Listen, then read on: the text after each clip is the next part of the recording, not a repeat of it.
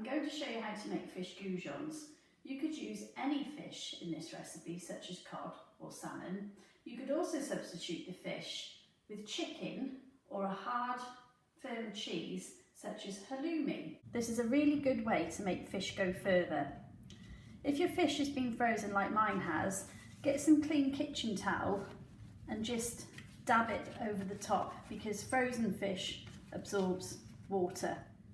It's really important to keep raw fish or raw meat away from anything that's going to be uncooked. The easiest way to do this is to have blue boards for fish, red boards for meat and green boards for vegetables. I'm using a fish knife. A fish knife has a thinner blade. With a claw grip, I'm just going to cut down onto the board and make fingers of fish. It's really important that all of your strips of fish are cut to the same size so that they cook at the same rate in the oven. Here I have some plain flour, some egg that is beaten and some homemade breadcrumbs, which I'll show you in another video. It's good practice to have one wet hand and one dry hand. So the process that I'm going to do now is called enrobing. I'm going to take my fish and coat it first in flour, then egg, then breadcrumbs. It's good practice to have one dry hand and one wet hand. Otherwise you'll end up with all the coating on your hand.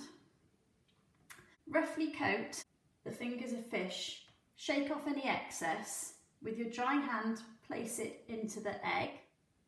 With your wet hand, rotate the fish in the egg. Lift it with your wet hand, drop into the breadcrumbs with your dry hand, rotate.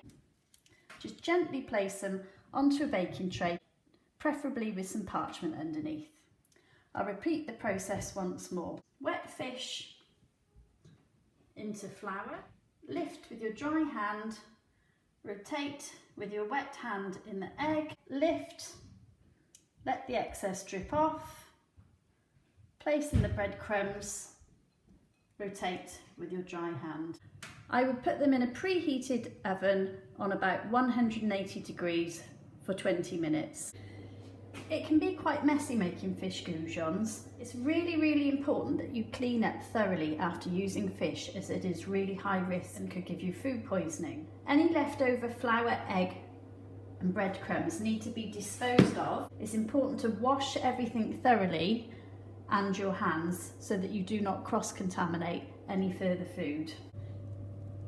Here's my goujons after 20 minutes. They're lovely and golden brown. If you have a food probe, insert it into the thickest part of the goujon and it should reach the temperature of 75 degrees. Or if you firmly touch them, no juices should escape.